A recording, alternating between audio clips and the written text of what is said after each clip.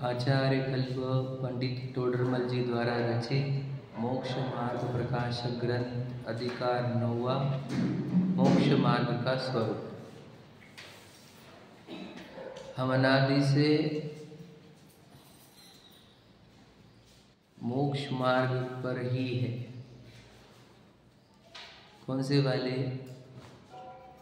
कि सुखी होना चाहते हैं और सुखी होने के लिए प्रयत्नशील है, इसलिए मोक्ष मार्ग कह रहे हैं। परंतु सुख पता नहीं होने से, सच्चा सुख पता नहीं होने से इस मोक्ष मार्ग को सच्चा मोक्ष मार्ग नहीं कहते। जब सच्चा सुख पता चले तो उस सच्चे सुख के लिए जो प्रयत्न होता है उसको सच्चा मोक्ष मार्ग कहते हैं। समझ रहे? वो उधर वाला थोड़ा नीचे कर दो, पड़ता उधर। सच्चा वाला मोक्ष यानी सच्चा वाला सुख पता चलेगा तो सच्चे वाले सुख को प्रयत्न करने के लिए जो प्रयत्न करेंगे वो सच्चा मोक्ष मार्ग होगा। समझ रहे? तो सुख दुख समझने के लिए हमें अच्छे से थोड़ा सा अभ्यास करना होगा। और विषय तो देखो सब समेटना है, बहुत कुछ है। तो सुखी होने के लिए हमें भावों को पहचानना होगा, क्योंकि सुख दुख होता है भावों में। बराबर है? सुख दुख और कहीं नहीं, भावों में होता है। तो सुख दुख के भाव कैसे पहचाने जाते हैं? तो टोडरमल जी के इस ग्रंथ में भी है और जिन शासन में तो है ही कि भावों के 3 प्रकार होते हैं, संक्लेश, विशुद्ध और शुद्ध। ये 3 भावों को क्यों समझाना है, समझना है बहुत जरूरी। संक्लेश का अर्थ होता है दुख रूप भाव, इसमें कोई शंका ही नहीं। क्लेश हम बोलते भी हैं, तो क्लेश जहाँ हो, जहाँ अत्यंत पीड़ा हो, वो संक्लेश भाव होता है। और जहाँ क्लेश कम हो विशुद्ध भाव होता है। समझ लीजिए, है ना? जहाँ संक्लेश कम हो जाए वह विशुद्ध भाव होता है, और जहाँ क्लेश का अभाव हो जाए वह शुद्ध भाव होता है। तो संक्लेश दुख रूप है, विशुद्ध भाव जो है वो आंशिक सुख रूप है, और शुद्ध भाव पूर्ण सुख रूप है। तो यही तो चाह रहे थे हम, जो अनादि से खोज रहे थे हम। पूर्ण सुखी होना चाहिए था, हमारा चाह क्या था? पूर्ण सुखी होना। तो पूर्ण सुखी होने का नाम ही मोक्ष है जिन माने में। उस पूर्ण सुख भाव को अगर 3 भाव में बोले तो शुद्ध भाव ही मोक्ष है। बराबर है? और विशुद्धि भाव मतलब वो मोक्ष मार्ग है। समझ रहे? इतना सरल तो है, कुछ कठिन तो है नहीं। समझ रहे? अभी क्यों बता रहा हूँ, सब हमको समझना है। अब 4 अनुयोग को देखते हैं हम संक्लेश विशुद्ध भाव पर। तो जो प्रथमानुयोग होता है वो क्या बताता है, क्या स्टोरी होती है इसमें? राम है, लक्ष्मण है, रावण है ना, सीता है। एक ये ले लो और ले लो, बहुत सारे जितनी भी स्टोरी आपको याद आ रही है वो क्या बता रहे हैं? संयोगों को बता रहे हैं। बोला जाएगा पूरा चैप्टर का है संयोगों में क्या क्या हुआ, कैसे संयोग बने। कहानी क्या होती है कि एक ऐसा दिन था, ऐसा एक गांव था, वहाँ पर राम थे, लक्ष्मण थे, ये थे, वो थे। क्या बताया जा रहा है आपको? डिस्क्रिप्शन क्या क्या चल रहा है? संयोगों का। बराबर है ना भाई? वो कहानी और कुछ नहीं होती है, कैसे संयोग घड़े वो टाइम पर ये बता रही है। बराबर है? अब संयोग क्यों बताए जा रहे हैं, क्यों बताए जा रहे संयोग? संयोग बताने का उद्देश्य क्या था? भावों को बताने का। हाँ या नहीं? जिसने भाव संक्लेश रूप करे उसके संयोग कैसे हुए, जिसने भाव विशुद्ध रूप किए उसके संयोग कैसे हुए, जिन्होंने शुद्ध भाव किए वे उनका सब संयोग छूटा। यही है नहीं प्रथमानुयोग? इसके सिवा और क्या है बताओ? समझ रहे ना? प्रथमानुयोग क्या बता रहे हैं आप? समझ रहे? हम तो सिर्फ राम लक्ष्मण में बिजी हो गए, लेकिन सार क्या था कि राम गए मोक्ष, लक्ष्मण गए नरक, सीता गई स्वर्ग, रावण भी गया नरक। तो ये क्या है? ये राम, लक्ष्मण, सीता, नर और कौन बचा? रावण। कौन है ये भावों को दर्शाने वाले कैरेक्टर्स है। हाँ या नहीं? राम को पूजनीय पद क्यों है? क्योंकि शुद्ध भाव प्रकट किया।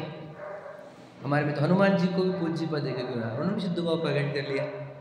सीता जी तो ये स्वर्ग में गए तो इतना ठीक है, उनकी सीता जी के बारे में निंदा नहीं करते। रावण की निंदा करते, रावण की तो निंदा करते, पर स्त्री हर ली, सब कर लिया। तो संकलेश भाव थे कि नहीं रावण के? तो प्रथमान योग पूरा क्या है? संयोगों को बताता है, और संयोगों के पीछे बताने का क्या लॉजिक था? भावों को। हाँ या नहीं? पुण्य और पाप के फल ही बताए जाते हैं, आपको बहुत बता सकता हूँ। कल की पूजन में भी है कि कर्णान योग क्या बोलता है, प्रथमान योग क्या बोलता है। सही समझ लीजिए आप क्या रहते हैं वहाँ पे। अब दूसरा कर्णान योग को लेकर आओ। कर्णान योग क्या बोलता है? कर्णान योग का तो नाम ही ये है कि मैं भावों को बताऊंगा। कर्ण मतलब परिणाम होते हैं। कर्णान योग का भी पूरा चैप्टर का है? भावों का।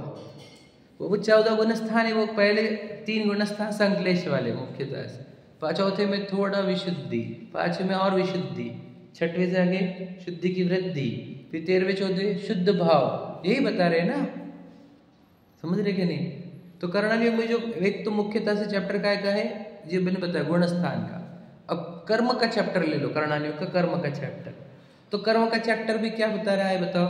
ये भाव किया, ये कर्म बंधन, ये भाव किया, ये कर्म बंधन। 11 वर्णी, 10 वर्णी, मोहनी, अंतराय, वेदनी, आयु, नाम, गोत्र। समझ रहे? वे पूरे कर्म चैप्टर काय के हैं? परिणामों के, भावों के। ये भाव किया, ये कर्म। तो पूरा के पूरा कर्म का चैप्टर भी काय पर आया? परिणामों पर। हाँ या नहीं? समझ रहे क्या? लॉजिक समझना, मेरे को क्यों बताना है? मैं सब आऊँगा बराबर, मैं बराबर एक क्रम से लेकर चल रहा हूँ आपको कि कर्णान योग भी काय पर आ गया? भाव के ऊपर। ठीक है, अब हम आते हैं चरणान योग पर। चरणान योग क्या है? शरीर की क्रिया है कि भाव है? बताओ।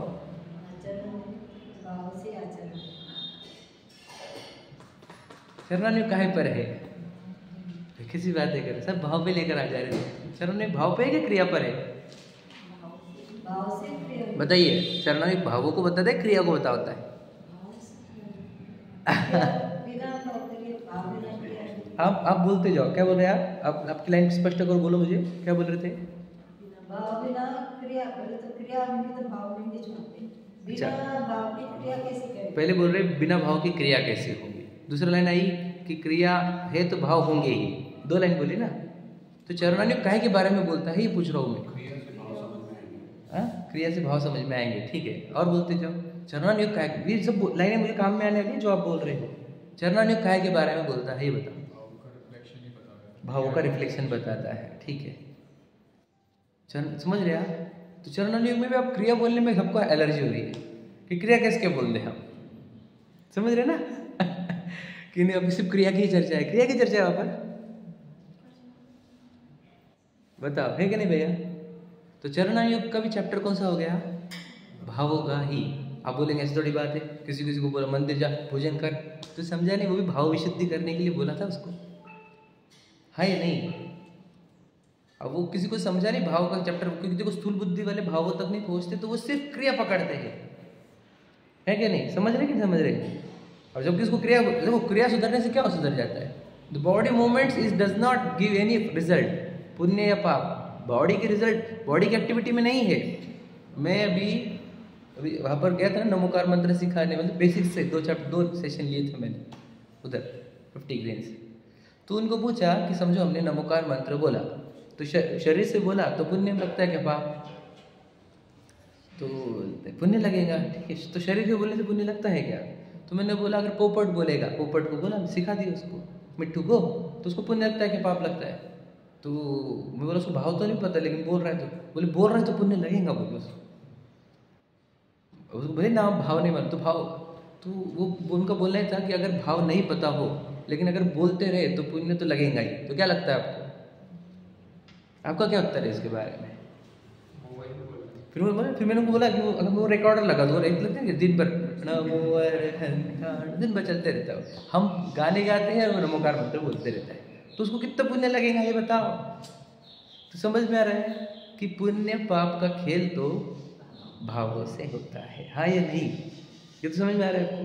तो चरणान योग जो क्रिया बोल रहा है वो भावों के लिए बोल रहा है कि भावों को गौण करके? क्योंकि देखो कोई भी क्रिया, मैं आपको तो मैं पूजा करी और मैं पूजा करते हुए इधर उधर देख रहा हूँ, तो आप क्या बोलेंगे? भैया अच्छे से पूजा करो, बराबर है क्या? अब जल के टाइम पे चंदन चढ़ा तो बोलेंगे भैया ध्यान किधर है? आप समझ रहे हैं? और भाव हो गए तो कब हो रही है यार, कब कितनी देर और कितनी बार, दो पेज आ यार, बहुत बड़ी पूजा ले लिया आज। अब समझना क्या कहना है मुझे? तो कहना क्या है, भाव बिगड़ रही है तो समझ में आ रहा है आपको? तो पूजन फल मिला कि नहीं पूजा का? तो समरी ये है कि चरणानुयोग का भी चैप्टर भावों का 3 अनुयोग तो मैंने सिद्ध कर दी। अब द्रव्यानुयोग का चैप्टर का है। अब द्रव्यानुयोग तो बिल्कुल वो तो बोलता शरीर अपन है ही नहीं, शरीर तो परद्रव्य भैया, तो खैर क्लियर, वो तो पूरे भावों के ऊपर है। और उस भावों में भी वो बोलता है, भाव से भी पीछे हमारे पास अभिप्राय भी है एक, मतलब श्रद्धा गुण के पर्याय तक का भी काम करता है वो चरणानुयोग, ये द्रव्यानुयोग। तो चारों अनुयोग हो गए किसके ऊपर? भावों के चैप्टर है। 3 भाव मैंने बता दिए, संक्लेश, विशुद्ध, शुद्ध। देखो तो वो चरणानुयोग है, वो काहे के लिए उपदेश दे रहा है? संक्लेश भावों से विशुद्धि में ला रहा है, हाँ या नहीं? वो आपको घर से मंदिर में लेके आया तो क्या किया उसने? संक्लेश से विशुद्धि में लाया, हाँ या नहीं? कर्णानुयोग तो बोलता है भैया तेरे अंदर संक्लेश हो, कर्म बंधन होंगे, विशुद्ध हो, कर्म बंधन होंगे, जब तू शुद्ध होगा तो कर्म का नाश होगा।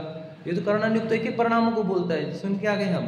प्रथमानुयोग में जो संयोग बताया वो भी पुण्य पाप के थे, बराबर है क्या नहीं? चरणानुयोग भी क्या कर रहा है? संक्लेश से विशुद्धि में ला रहा है, हाँ या नहीं? आप समझ लेना, हाँ या नहीं? तो चरणानुयोग का भी लॉजिक क्या हो गया? संक्लेश से विशुद्धि, है क्या नहीं? अब मुझे बताओ, विशुद्धि से शुद्धि ये कौन लाएगा? चरणानुयोग लाएगा क्या विशुद्धि से शुद्धि? प्रथमानुयोग विशुद्धि से शुद्ध तक लेके जा सकता है क्या? नहीं लेके जा सकता। उसकी कहानियां का चैप्टर है उसका, समझ रहे? कर्णानुयोग लेकर आएगा क्या? क्योंकि स्थिर किधर होना है वो नहीं बता रहा हूं, स्थिर होने के बाद क्या होगा ये बता रहा है। आप समझ रहे? चरणानुयोग क्या कर सकता है? संक्लेश से विशुद्धि तक लेकर आ सकता है, हाँ या नहीं? लेकिन विशुद्धि से शुद्ध ये चैप्टर पूरा द्रव्यानुयोग का है। ये समझ में आ गया आपको? ये स्पष्ट हो रहा है? तो ये विशुद्धि से शुद्धि वाला चैप्टर जो आएगा, समझ लेना कि जो शुद्ध वाला चैप्टर है, सब शुद्ध भाव, उसके भूमिका में यानी किस भावों के ऊपर शुद्ध भाव आते हैं? संक्लेश भावों के ऊपर क्या विशुद्ध भाव के ऊपर? भूमिका क्या चाहिए हमारे को? ये समझ रहे भैया? देखो मैं 2 चैप्टर कवर कर रहा हूँ। एक तो वो जो वीडियो वायरल हुआ था, फिर मैंने उसका स्पष्टीकरण डाला सचिन जी वाला, तो वो बोले समझ में नहीं आया। समझ में नहीं आया? शायद देखा तो नहीं देखा क्या? समझ में नहीं आया होगा ज़्यादा, है ना? तो वो समझ में, इसलिए स्पष्टीकरण भी दे रहा हूँ मैं उसका। तो वो स्पष्टीकरण भी आ जाएगा और आज भी आ जाएगा। नहीं देखा आपने? अब पहले युगल जी और सचिन जी का डिस्कशन का वीडियो आया था, फिर मैंने उसका एक्सप्लेनेशन वाला वीडियो डाला था परसों, 3-4 दिन पहले, 3 दिन पहले। तो समझ में नहीं आया, ऐसा पॉइंट था, तो मैं बोला चलो उसको स्पष्ट समझा देते हैं, ठीक है? तो वो भी कवर हो जाएगा और आपका चैप्टर दोनों कनेक्ट हो जाएंगे आखिरी में, ठीक है? याद रखना, पक्का हो जाएंगे कनेक्ट। तो कहना क्या है कि शुद्ध भावों की भूमिका, शुद्ध भाव जब आएंगे तो काहे में आएंगे? विशुद्ध भावों की ही भूमिका पर खड़े होंगे शुद्ध भाव। संक्लेश भावों की भूमिका पर भी कभी भी शुद्ध भाव खड़े नहीं हो सकते। ये तो एकदम बेसिक है जो मैं बता रहा हूँ, मैं तो एकदम बेसिक से ही ले रहा हूँ। तो विशुद्धि इज प्राइम रिक्वायरमेंट फॉर शुद्ध भाव। ओके, ये तो क्लियर हो गया? मुझे बताइए, अब हमारे पास 20 साल, 25 साल, 30 साल, 40 साल, 50 साल से सुनने वाले, जिनवानी सुनने वाले लोग भी है ना? उन्हें आत्मानुभूति हुई क्या, ये प्रश्न है। तो वो भी बोलते हैं यार बहुत दिनों से सुन रहे, हो नहीं रहे। तो आत्मानुभूति वाला काम कौन सा भाव है? विशुद्ध, शुद्ध, संक्लेश, शुद्ध वाला भाव, क्योंकि शुद्धोपयोग होता है वहाँ पे एक समय भर का। आत्मानुभूति होती है ना, तो शुद्ध भाव होता है एक समय बाद, थोड़ा कम टाइम का, और फिर वापस से संक्लेश में या विशुद्धि में आ जाएगा वो, समझ रहे कि मुख्यतः से विशुद्धि में आता है। पर एक समय के लिए शुद्ध भाव हुआ, थोड़े देर, समय ने पकड़ना, थोड़े क्षण भर के लिए, तो वो शुद्ध भाव प्रकट हुआ, समझे कि नहीं? अब हम बोल रहे कि इतने साल से हम सुन रहे हैं, तो हमारे को वो शुद्ध भाव प्रकट क्यों नहीं हो रहा, यानी सब में दर्शन क्यों नहीं हो रहा? तो क्या लगता है, क्या कारण हो सकता है? आपने देखे तो होंगे 25-50 साल से सुनने वाले लोग, हम भी तो उसमें हैं कहीं ना कहीं। हमारे 10 होगा, 20 होगा, 5 होगा, 7 होगा, 2 भी होगा, तो हम भी इतने साल से सुन रहे, समझ रहे, फिर हम आपको सम्यक दर्शन क्यों नहीं हो रहा? तो क्या लगता है आपको, क्या गड़बड़ होती होगी?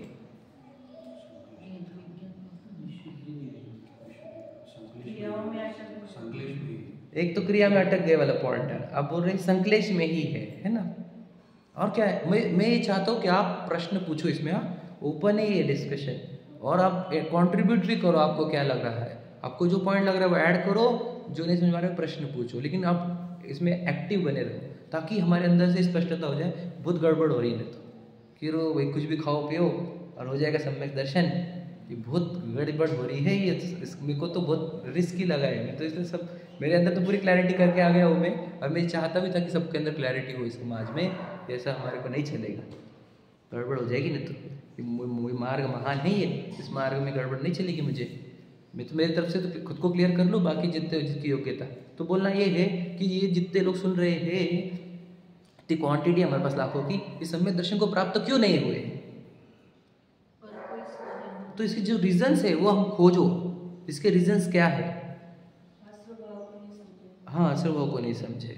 तो देखो मैं ध्यान समझाता हूँ, ध्यान से सुना। देखो सिंपल बात है, शुद्ध भाव प्रकट क्यों नहीं हो रहा? क्योंकि विशुद्धि नहीं होगी। विशुद्धि की स्तर चाहिए, हाँ या नहीं? विशुद्धि में ही शुद्ध भाव प्रकट होगा ना, संक्लेश में तो होगा नहीं। मुझे बताओ विशुद्धि लाने का उपाय तुम्हारे पास क्या है? हाउ टू क्रिएट विशुद्धि?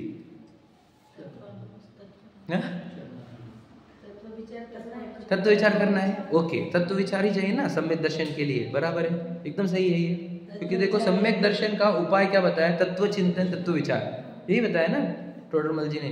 तो तत्वार्थ श्रद्धानम सम्यक दर्शन, ये तो हमारे को उमा स्वामी भी दिए गए, समझ रहे कि नहीं? तो तत्व श्रद्धान, तत्व विचार, तत्व चिंतन, ये हमारे को चाहिए। क्या ये था हमारा पुरुषार्थ क्या का? सम्यक दर्शन का। तो ये पुरुषार्थ आने के लिए तत्व विचार, तत्व चिंतन, तत्व श्रद्धान, ये हमारे को लाना है अपने अंदर में। तो कितने लोग सुनने वाले जो ये काम कर रहे हैं? देखो ध्यान से सुनना भैया, बहुत इंपॉर्टेंट बात आएगी, थोड़ा समय लग जाएगा पर लेकिन बात गजब की आएगी। और मैं तो कैसा हूँ, मैं तो दो एक्सट्रीम को सुन चुका हूँ। मैंने ये एक्सट्रीम भी सुना है, मैंने ये एक्सट्रीम भी सुना है, समझ गए? दो एक्सट्रीम ना, हम तो लेने नहीं हमारे को, हम पास दो एक्सट्रीम है। तो दोनों को सुन के मैं बता रहा हूँ आपको। तो मुझे बताओ कि तत्व विचार, तत्व चिंतन, तत्व निर्णय, अगर ये कोई करेगा तो सम्यक दर्शन होगा कि नहीं होगा?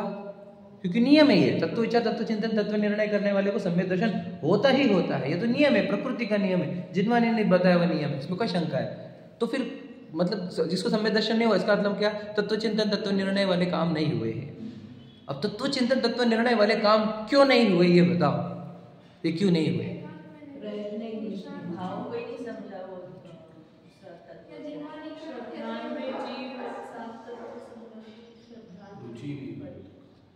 बिल्कुल, ये सब उत्तर सही आ रहे हैं। रुचि नहीं बोल रहे हैं, आप बोल रहे हैं कुछ अलग, मुझे सुनाई नहीं दिया, इसलिए बोल नहीं रहा हूँ।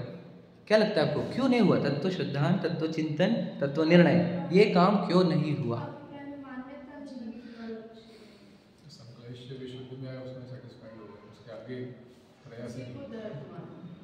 ठीक है, चलो मैं समझाता हूँ थोड़ा सा, है ना, मेरी तरफ से प्रयत्न करता हूँ कि देखो आपको तत्व चिंतन, तत्व निर्णय के लिए आपको समय निकालना पड़ेगा, हाँ या नहीं? ये समय काहे से निकालना होगा? हाँ,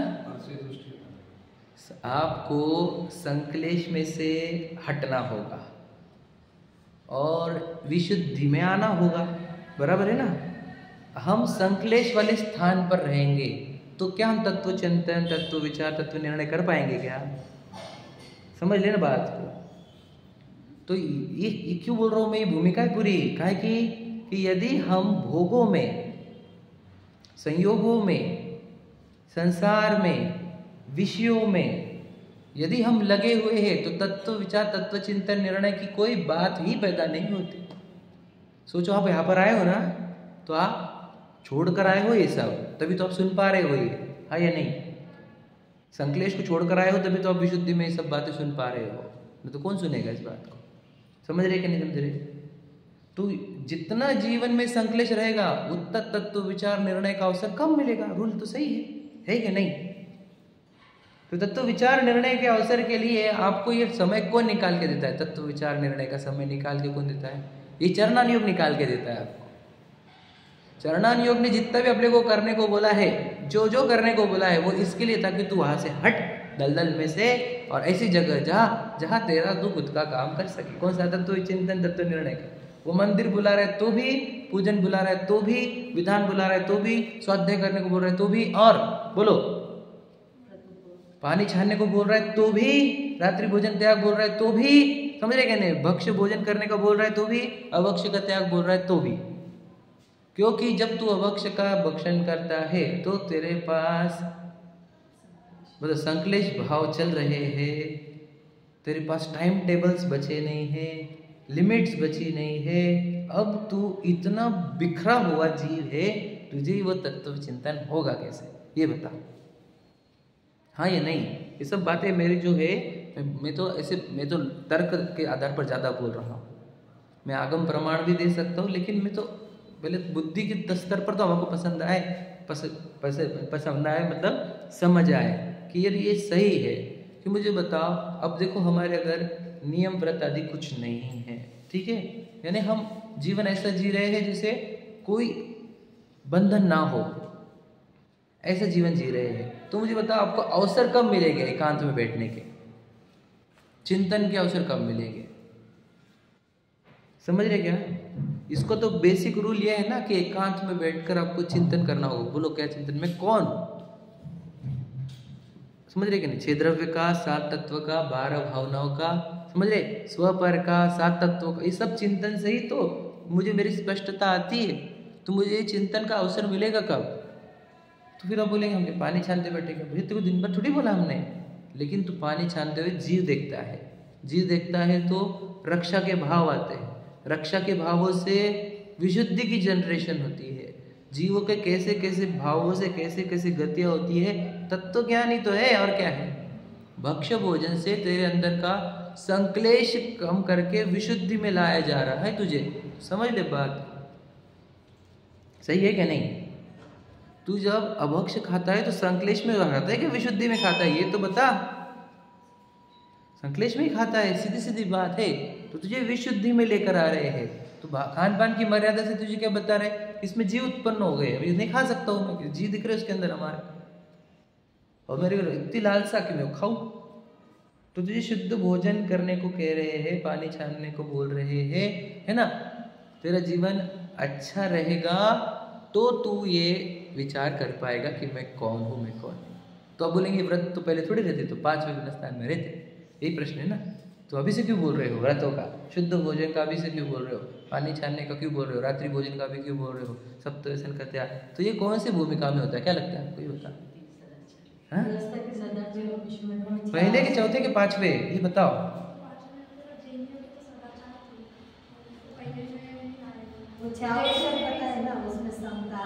सुने क्या आपने वो?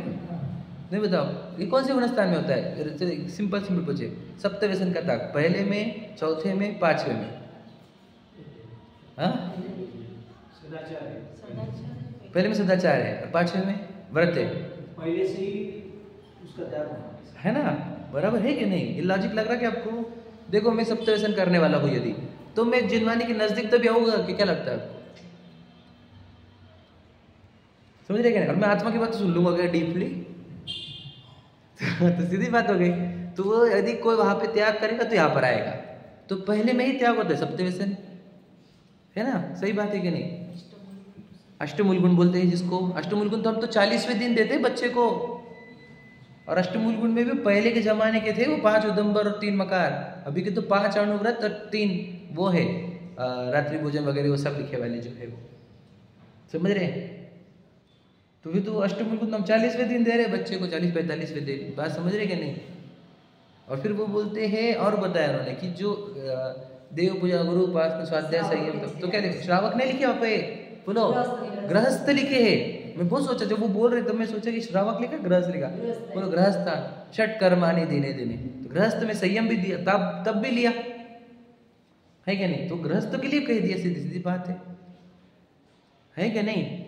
तो गृहस्थ ही करता है, तो आहार कौन देगा राजा को? पहले गुणस्थान में, चौथा, 5वां, पहले वाला भी दे सकता, चौथा भी, 5वां भी, पहले भी दे सकता है कि नहीं? तो पहला वाला कुछ भी खाएंगे, मनराज को आहार देकर चलेगा? उनको तो उद्दिष्ट भोजन का त्याग रहता है, आहार का त्याग रहता है, वो तो खुद के लिए जो बनाता है उसमें से देता है, तो खुद कुछ भी अबक से खाएगा, उनमें से देगा क्या? सीधी बात हो गई। तो पहले गुणस्थान में ही शुद्ध भोजन है भैया, कौन बोल दिया आपको ये? पर हमारे अंदर भ्रांतियां चली, बहुत भ्रांतियों की आंधी चली। एक स्पष्टता चाहिए हमारे को। क्यों? देखो तो फिर तो क्या, कुछ भी खाओ कुछ भी पियो। देखो सम्यक दर्शन के लिए 2 लाइन बोल रहा हूँ, जो मैंने सब सुन के सार निकाला वो ये है कि सम्यक दर्शन इतना कठिन नहीं है कि किसी को ना हो, पहला लाइन। और अपोजिट लाइन तो समझ गए क्या? इतना सरल भी नहीं है कि चाहे किसी को भी हो जाए, है? कुछ भी खाओ पियो हो जाओ। 2 लाइन याद रखना। और उसके अगर मैथमेटिक्स देखना है अपने को तो पंडित जी सचिन जी ने मुझे बताया, वो मैथमेटिक्स बताता हूँ, उसमें वीडियो में है वो 29 डिजिट की मनुष्य की फिगर है। 29 डिजिट समझते ना, 1 के ऊपर 28 जीरो लगाओ आप, या 9 के आगे 28 9 लगाओ, 9 लगाने के ना, ठीक है, 9 के आगे 28 9 लगाओ आप, समझ रहे? तो कितने हो गए? 29 9 हो गए हमारे पास। और उसमें से चतुर्थ गुणस्थान वर्ती की संख्या जो जिन्वाने ने दी है वो है 700 करोड़, समझ रहे? मुनराज की संख्या कितनी है? 3 कम 9 करोड़। वो जो संख्या है वो सब कर्णानिक की संख्या है ये। और 5वें गुणस्थान वर्ती की कुछ तो भी मुझे नहीं याद आ रही, मुझे बताई थी उन्होंने, मैं तो भूल जाता हूँ, डिजिट से याद नहीं रहते मुझे, लेकिन इतना मोटा मोटा याद है। तो 29 9 है हमारे पास, और नीचे डिवाइडेड बाय कितने 9 लेने के? 700 करोड़ मतलब कितना? हम 6 करोड़ 99 लाख ही ले लो समझ लो, तो कितने 10 डिजिट की संख्या हो गई। 700 करोड़ मतलब 10 डिजिट फिगर हो गई। तो 10 9 लगाओ नीचे, समझे? ऊपर कितने 29 9 है और नीचे 10 9 है, तो ये 10 9 कट जाएंगे ऊपर से, बराबर है? डिवीजन करेंगे तो समझ रहे कि नहीं? ऊपर से कितने 9 कटे? 10 9 कट गए, बराबर है? तो ऊपर कितने डिजिट बचे अभी? 19 में से 10 कट गए ना, 29 में से 10 कट गए, तो 19 बचे, बराबर है? तो 19 डिजिट मनुष्य में एक सम्यक दृष्टि होता है।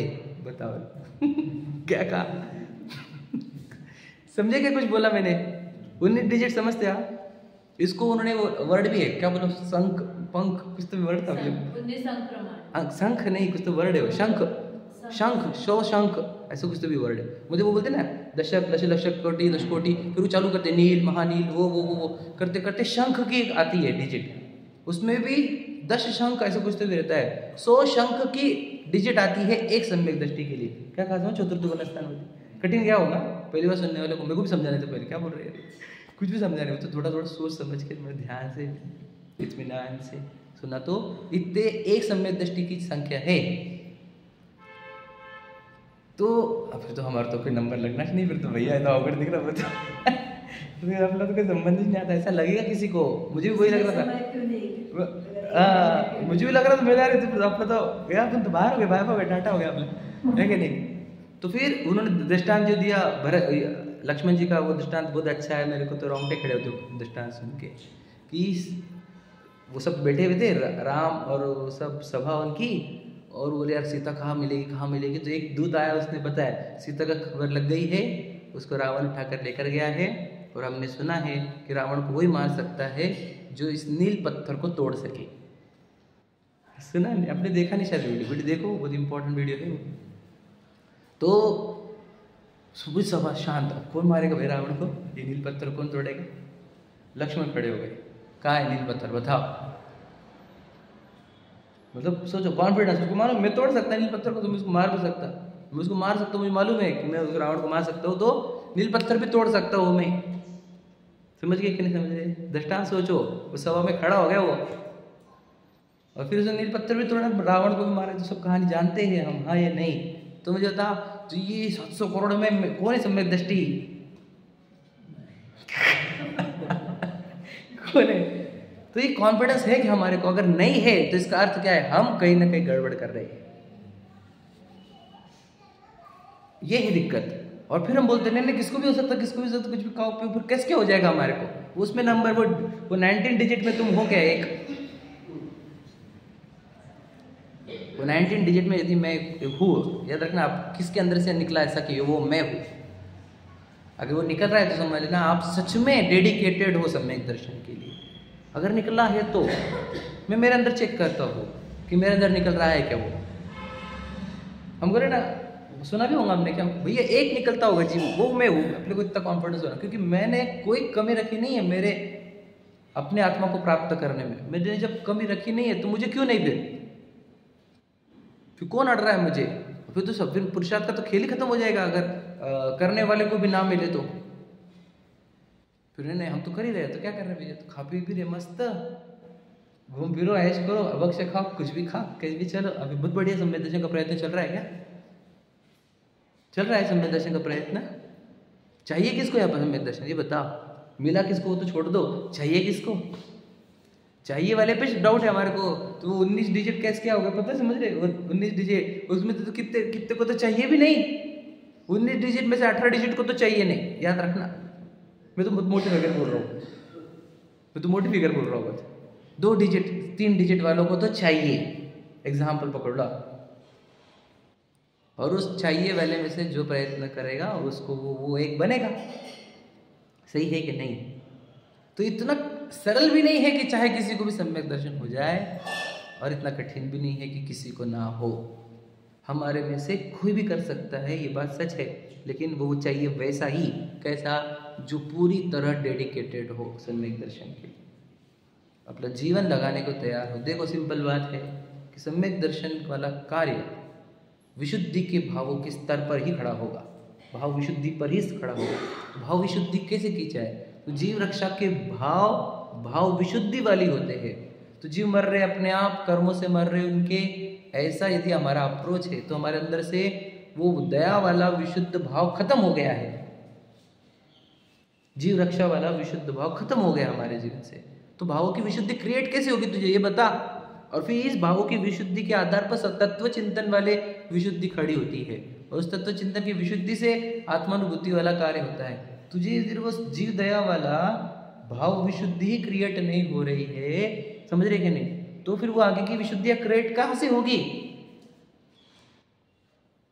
वैसे तो उन्होंने बहुत कुछ बोला है, आज का भी डालूंगा मैं, कल रात को जो हुआ ना वो डालूंगा, वो भी सुन लेना, 1 घंटा 15 मिनट का है, उसमें तो बहुत क्लियर हो जाएगा आपको। और उन्होंने नाम ले लेके भी बोला है कुछ कुछ, मतलब क्या कि कैसे चल रहा है आजकल। मैंने उनको नाम ले लेना, समझ लेना कि रात को चाय पिए जा रही है, तो बोले क्या बातें कर, हम तो सब खाते पीते मैं तो उन लोगों की बात कर रहा हूँ जो पढ़ते सुनते ही समझ। कैसे चल रहा है आपको? भाव की विशुद्धि का क्या खेल हो गया फिर? तो विशुद्धि कोई लेने देना नहीं है हमारे को, और ये डेडिकेशन है हमारे सम्यक दर्शन के प्रति। कितने हैं हम कितने समर्पित है जीव, बताओ। इसे सिद्ध हो रहा है भैया, आपको स्पष्ट हो रहा है रोहित भैया? भैया समझ गया ना भैया? ये ऐसा, इसको इतना खेल मत बनाओ। आपको पता है मैं सुन के जो सुना कि क्या लिखा है, आपको वो 12 भावना की लाइन पढ़ानी थी मुझे, चलो। उसमें लिखा है दुर्लभ है निगोद से स्थावर अरुत्र से गति पानी, समझ रहे? फिर आगे क्या है, नर काया को सुरपति तर से सो दुर्लभ जानी, उत्तम देश सुसंगति दुर्लभ श्रावक कुल पाना, उत्तम दुर्लभ संयम दुर्लभ सम्यक दुर्लभ संयम पंचम गुंठाना, है ना? दुर्लभ आखिरी में जो लाइन है वो ये है, दुर्लभ से दुर्लभ है चेतन बोधि ज्ञान पावे। इसलिए 12 भावना में एक भावना का नाम क्या है? इस भावना का नाम क्या है? बोधि दुर्लभ। तो सिंपल बात हो गई। ये क्या बता रही है बोधि दुर्लभ? कि बोधि मतलब सम्यक दर्शन होता है, वो दुर्लभ होती है। मतलब क्या, what do you mean by दुर्लभ? भैया वो ऐसी नहीं है कि सहज उपलब्ध हो जाए, उसका नाम ही दुर्लभ है। बोधि दुर्लभ है भैया, क्योंकि हमने देखा है कितनी हमने संख्या देख ली दीक्षार्थियों की, आत्मार्थियों की, इस प्रवचन करने वालों की, स्वाध्याय करने वालों की, लेकिन वो उसमें आत्मा हो ऐसी अनुभूति आने वाले लोग बहुत कम होते हैं। इससे सिद्ध होता है कि बोधि बहुत दुर्लभ है। ये डिमोटिवेट करने के लिए नहीं है, इंस्पायर करने के लिए है। क्या कि आप अपने पुरुषार्थ को टॉप स्पीड पर लेकर आओ, बस हम इसके लिए बोल रहे हैं, डिमोटिवेट करने के लिए नहीं है। समझ रहे कि नहीं? ऐसे मत हो जाओ कि कुछ भी खाओ पियो। देखो अगर वो वाला अप्रोच हम लाए कि कुछ भी खाओ पियो, तिरियन चोको भी होता है ना, तिरियन चोको भी होता है तिर्यंचों को भी तिर्यंच वो याद रखना, उससे कहाँ कंपेरिजन किया जाए। वो नीच गोत्र का जी है, पता है आपको। नरक और तिर्यंच वाले जो रहते हैं नीच गोत्र वाले, वो चाट चाट के खाने वालों से हमारे कंपेरिजन किया जाएगा क्या? तो नहीं कंपेरिजन होगा, समझे क्या नहीं? उसको हो सकता तो हमारे को क्यों नहीं हो सकता? भैया ये बात समझ रहे क्या नहीं? तुझे भी हो सकता, हम थोड़ी बोल रहे तुझे नहीं हो सकता। उसके पास कम थे व्याप, उस कम व्याप में से उसने मेन काम करा। तेरे पास तो व्याप कितने खोल के रखे तूने, ये बता। तू इतने बंद कर। देखो उसके पास कम व्याप, उसने क्या किया, व्याप जितना था कितना था, खाने पीने संबंधी जितना भी हुआ वो व्याप कम करके पूरा ध्यान आत्मा में लगाया। तेरे पास व्याप तो बहुत सारा है ना, तू बोल रहा कि मैं भी उतना व्याप कम करूंगा जितना उसने कम किया। तेरे पास व्याप ज्यादा, समझ रहे व्याप मतलब क्या? विस्तार तेरे पास बहुत है। तो इतने सबसे कट के तुझे एक पर आना है, तो एक इतने सबसे काटेगा कौन तुझे? चरणानियोग काटता है तुझे, चरणानियोग ही तो काटता है भैया। मंदिर से मुझे मंदिर में लेकर कौन आया पता है? वो चरणानियोग लेकर आया मुझे, हाँ या नहीं? उसने देव पूजा का कंपलसरी नियम डाला मुझे, गुरु उपासना स्वाध्याय संयम का नियम किसने डाला मुझे? चरणानियोग काटता है हमारा समय। मैं तो खुद उपवास भी क्या होता है? समय काटने के लिए होता है। वो काटने का मतलब क्या? दुनिया से काट करके आत्मा में लगाने के लिए। उपवास का शब्द का अर्थ ही वो है, मतलब चरणानियोग का उपवास का भी शब्द जो है वो काहे के लिए? दुनिया से कटो आत्मा में लगो, उसी के लिए तो उपवास है। नाम भी उपवास रखा हमने उसका। सोचो, ये लंघन, अन्न त्याग, ऐसा कुछ नाम नहीं रखा क्या है? चरणानियोग पूरा के पूरा काहे के लिए होता है? दुनिया से कटने के लिए, व्याप कम करने के लिए। सामायिक क्या होता है? प्रोषोदोपवास जो होता है, पहले दिन एकासन, दूसरे दिन बाद में एकासन, बीच में उपवास, वो क्या होता है? काहे के लिए करते हो? विचार करो, काहे के लिए है? सामायिक काहे के लिए है? प्रोषोदोपवास काहे के लिए है? ये बताओ सिर्फ आप मुझे। आज जंगल में क्यों जाते, पहाड़ पर क्यों जाते, ये बताओ। 28 मूलगुण बोल तो क्या रहता है पता है? 28 मूलगुण मतलब क्या? दुनिया से जीरो संबंध रखने के लिए जो एक्टिविटी करते हैं उसका नाम 28 मूलगुण होता है। क्या कहा, समझे क्या?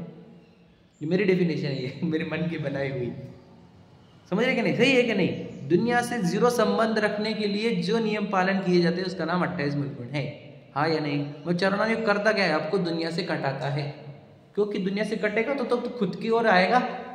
तो खुद की ओर आने के लिए चरणानियोग महत्वपूर्ण होता है। अब चरणानियोग का मुड़ाएंगे तो क्या तुम दूसरे से कट नहीं पाओगे। हम देख रहे हैं इतने साल से सुनते, बिजनेस पे भी जा रहे हैं, कमाने धमाने की पूरे, पार्टियां भी पूरी, घूमना फिरना भी पूरा, समझ रहे, खान पान भी पूरा। अब तू बता समय निकालेगा कैसे तू? तो देख रहे ना 25-50 साल से सुनने वाले भी तो ये गड़बड़ खा और ये समझो ना आप भैया समझ रहे ना? आपको तो ये समझना ही होगा। देखो it's the matter of your choice. अब वो भी सुन सकते हो कि सबको हो जाएगा, इजीली हो जाएगा, वो भी सुन सकते हो, कोई बात नहीं। हमको याद रखना, हमें तो आपको सच्चा और अच्छा बनाना है। जो मैं सुनता हूँ वो मैं समझा, जो सुना मैंने समझा मैंने वो समझा रहा हूँ। ये तो सच्ची बात है। बोधि दुर्लभ क्यों बोला गया उसको? यदि वो सरल था तो नाम क्यों रखा उसका बोधि दुर्लभ? ये तो क्लियर बता रहा है। अब उसमें बताया दुर्लभ से दुर्लभ है चेतन बोधि ज्ञान। उसके पहले लिखा है दीक्षा का धरना को भी लिखा है सुलभ में, क्योंकि हमने भी अनंत बार धारण करी है। बताओ मैंने अनंत बार में क्या नहीं किया?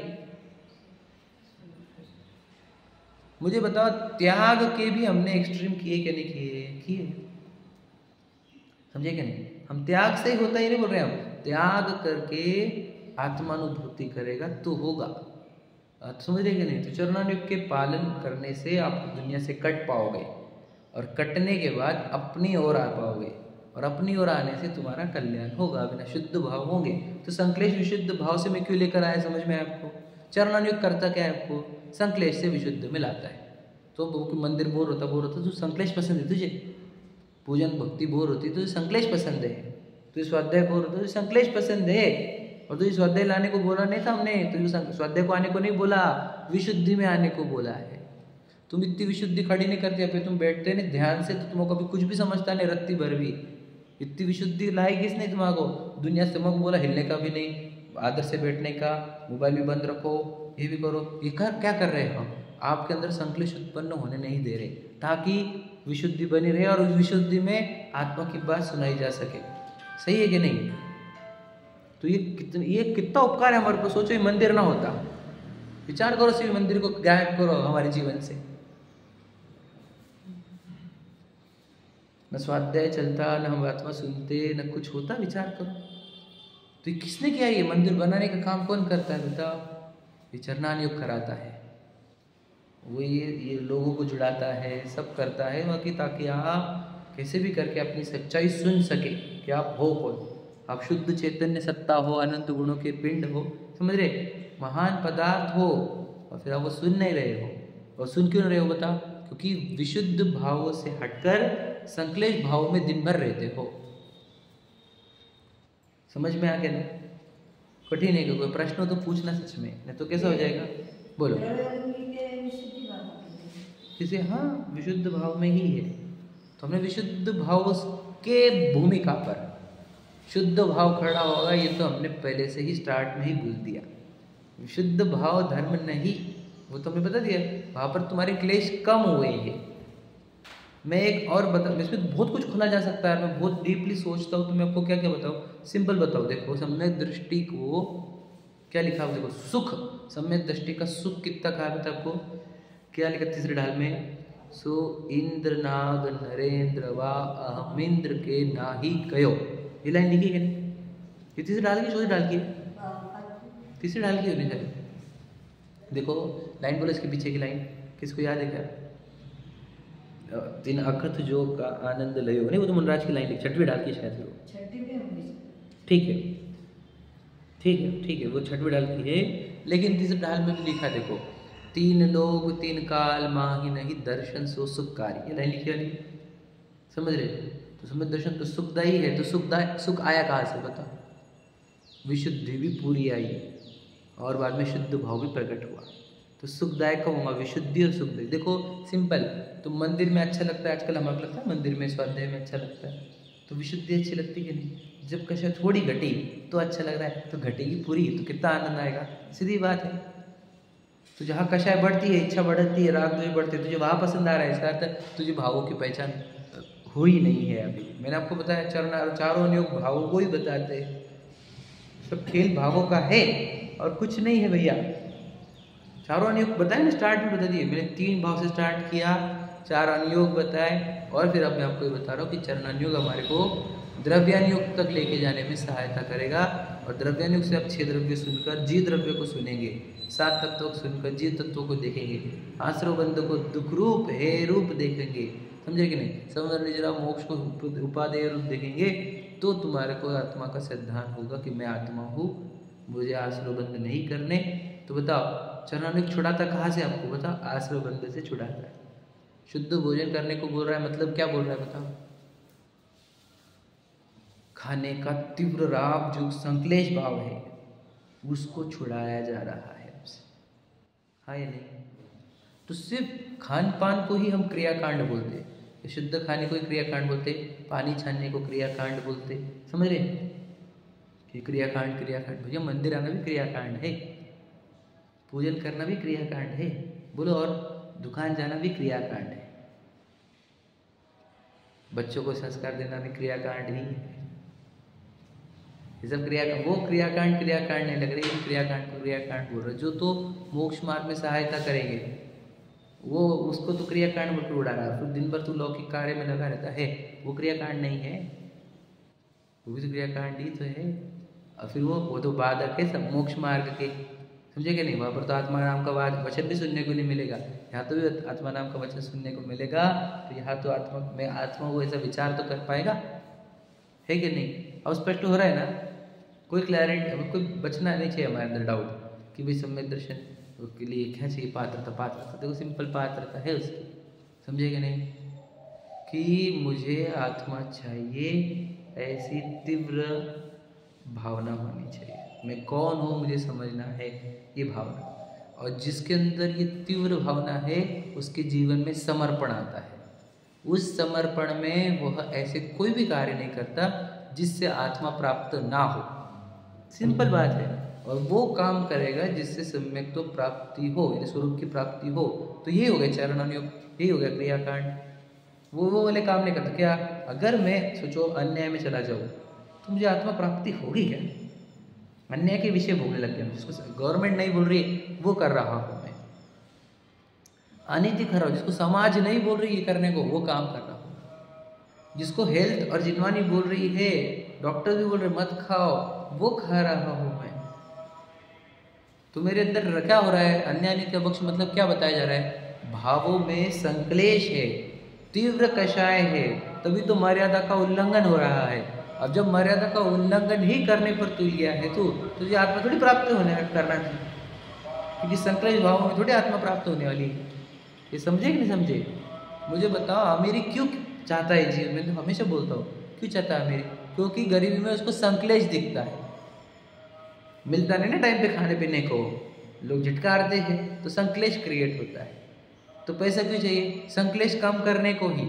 अब उसको पता नहीं पैसे कमाने में कितने संक्लेश कर ले रहा वो, और वहां पर भी अगर संक्लेश दूर करने का उद्देश्य रखकर कमाएगा ना तो अच्छा रहेगा, लेकिन ये क्या करता है? कमाने का भी संक्लेश क्रिएट कर लेता है। समझे क्या सर्कल? समझो आप, तू संक्लेश दूर करने के लिए कमाने को स्टार्ट किया था, पता नहीं तुझे, समझे क्या? और जैसे संक्लेश कम हो जाए तो बंद कर दे उसको, ज्यादा करने का चक्कर नहीं। नहीं जरूरी तो दुनिया भाग रही ना, अब हम भागने लगे, उसमें कितने संक्लेश हो रहे हमारे को बताओ भला।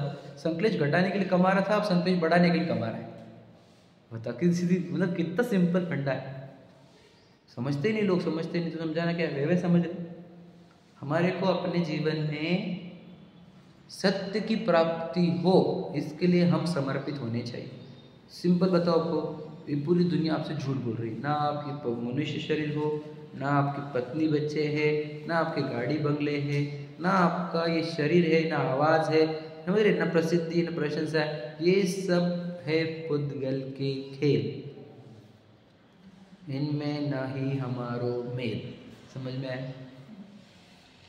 हमारा मेल ही नहीं। अब बताओ ये इतनी महान चीज़ आपको सुनने को तब मिलेगी जब आप संक्लेश से कट के विशुद्धि में आओगे। और विशुद्धि में आकर जब आपने सुना कि यहाँ अपना कुछ भी नहीं। देखो मैं आपको बताता हूँ, कल बताई थी बात, आज भी बताता हूँ। 2 मिनट की लाइन है। यदि आप अगर मैच्योर्ड हो रहे हो तो आपको समझ में आएगा, मुझे सिचुएशन दुखी नहीं करती, मुझे राग द्वेष दुखी करते हैं। और राग द्वेष यदि हमको पकड़ में आ गया कि राग द्वेष ही दुखदायक है, तो राग द्वेष दूर कैसे करते हैं ये बताओ।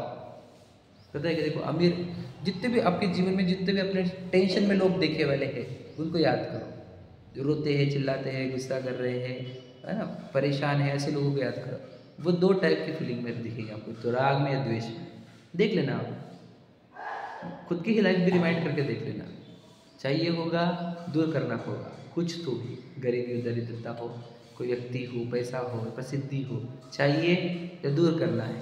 राग द्वेष, अब दुनिया पूरी पीड़ित है राग द्वेष से, समझे कि नहीं? और मुख्यतः से राग बोला जाता है, समझे कि नहीं? राग सहित जग में रुलियो, पूरी दुनिया रुलियो क्यों? जग में राग सहित। अब राग का अभाव किया कैसे जाता है? राग मतलब प्रेम। प्रेम किसका? अपने को, हमारा पहला प्रेम शरीर का।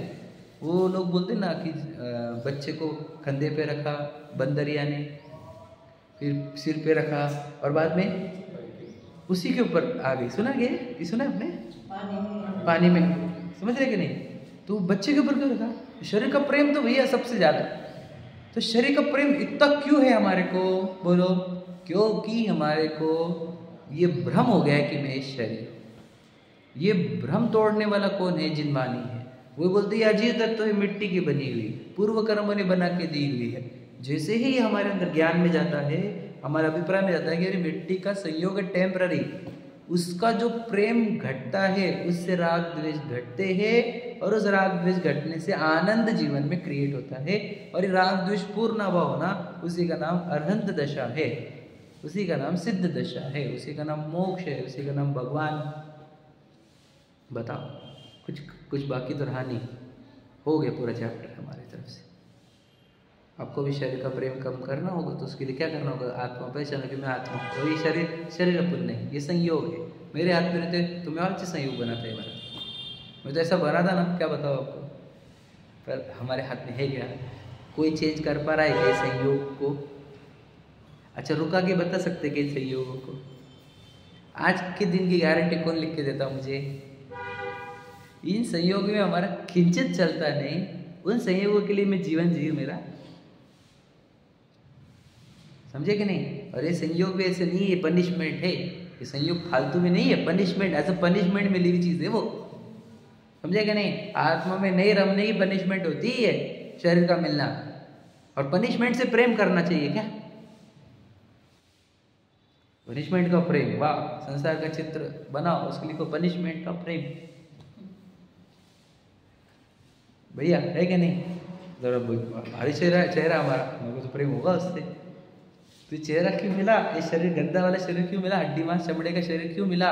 पूर्व में अपराध किए थे, चमड़ी ऊपर से अच्छी लगा के बता रहे अच्छा है करके, चमड़ी ऊपर से अच्छी, बाकी अंदर तो सब चाहे चक्रवर्ती हो जाए, सब गंदा ही शरीर होता है ना। अशुचि भावना बार भावना में भाते हम, तो अशुचि है शरीर, मैं शुचि रूप हूँ, तो इसका काय का घमंड, पनिशमेंट से प्रेम। कर्म जिनवानी बताएगी आपको कि कर्मों ने उत्पन्न किया हुआ है, मिट्टी का है, अपना नहीं है, तो इसका प्रेम टूटा, इसका प्रेम टूटा कि पूरी दुनिया से राग द्वेष खत्म, किसी से भी नहीं। और फिर क्या थी बताओ, मैं आपको क्या बताऊं, देखो एकदम सिंपल, सिर्फ फील करना जो मैं बता रहा हूँ, रोलर कोस्टर फील करना।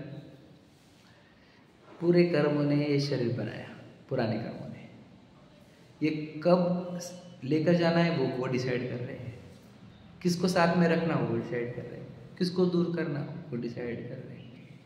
मुझे करना क्या है बता, क्या करना है? और कुछ अच्छे हैं क्या, संयोग अच्छे और बुरे नहीं होते, अच्छे और बुरे की कल्पना होती है, जिसको इष्ट निष्ठ कल्पना सिखाई हमारे। संयोग अच्छे भी नहीं होते, संयोग बुरे भी नहीं होते, संयोगों में कुछ करना नहीं है मुझे, कोई संयोग लाने नहीं है, कोई संयोग दूर करने नहीं है, कोई वियोग का दुख नहीं। अब बताओ जीवन कैसे चल रहा है आपका, कैसे चल रहा है? अरे भैया ऐसा आनंद में जीवन की कल्पना कर लो तो भी आनंद उठता है, कल्पना से भी, कि मुझे अब इन संयोगों से कोई लेना देना नहीं, आओ जाओ जो करना है करो। चक्रवर्ती सपने आए मुझे कि मैं चक्रवर्ती बना, तो क्या दिख रहा है मुझे, संयोग बन गया शरीर चक्रवर्ती का। अब क्या, जब तक वो शरीर छूटता नहीं तब तक उस शरीर में रहना पड़ रहा है। उस संयोगों में आनंद आएगा क्या, उस संयोगों में भी जितना वितरागता रहेगी उतना आनंद आएगा, तनाव होगा, तकलीफ होगी। तो मुझे बता कौन से सपने देखूं मैं, अब अमीरों के, प्रसिद्धि के, प्रशंसा के, कौन से? तो अपने जीवन से सभी संयोग वियोग का राग द्वेष घट जाता है, और इसको बोलते हैं आनंदमय धार्मिक जीवन। इसके लिए मैं आया था, वो संकलेश से सब तोड़कर मैं ये प्रकट करने को आया था। अब मेरे जीवन में एक भी संयोग वियोग का कोई राग नहीं, कोई द्वेष नहीं, और क्या चल रहा है, बस अहो चैतन्य आनंदमय सहज जीवन हमारा है, अनादि अनंत पर निरपेक्ष। मतलब क्या, कुछ भी हो जाए दुनिया में, पर निरपेक्ष सहज जीवन हमारा है। समझ रहे, ये सच्चाई है, ये सिर्फ बोलने का और लिखने का नहीं है, ये फीलिंग का नाम है। ऐसा फीलिंग आ जाती है हमारे अंदर, और ऐसा हम जीवन जीते हैं, समझे कि नहीं। और जीना चाहिए, और ये चाहिए, अगर आपको ये अचीवमेंट चाहिए तो आपको डेडिकेशन चाहिए। और डेडिकेशन मैंने बता दिया कैसा, शरणानुयोग जो बोल रहा है उससे समय को काटो, शरणानुयोग का प्रयोग कर कर दुनिया से कटो और अपने प्रति समर्पित हो जाओ। आत्मा दिखा कि राग द्वेष घटे कि सुख चालू। समझ में आ गया? अब तो आत्मा मजबूरी में देखना नहीं हमारे को, मुझे आत्मा को देखकर राग द्वेष घटाने हैं, ये ऑब्जेक्टिव पता चलने पर, सही ऑब्जेक्टिव पता चलने पर आत्मा देखने की सच्ची उत्कंठता क्रिएट होती है। हमको से ऑब्जेक्टिव पता नहीं था, हमको लग रहा था ऑप्शनल सब्जेक्ट है आत्मा को जानना, समझे कि नहीं। आत्मा को जानना कंपल्सरी सब्जेक्ट है, ताकि राग द्वेष टूटेंगे। तो आत्मा को जाने बिना राग द्वेष तोड़ के बता मुझे एक राग द्वेष टूटते नहीं, ये सच्चाई है, हमने सब देखी हुई है ना। इसलिए आत्मा को जानना कंपल्सरी चैप्टर है हमारा, तो राग द्वेष टूटेंगे, आनंद आएगा। ठीक है, चलो सहजानंद।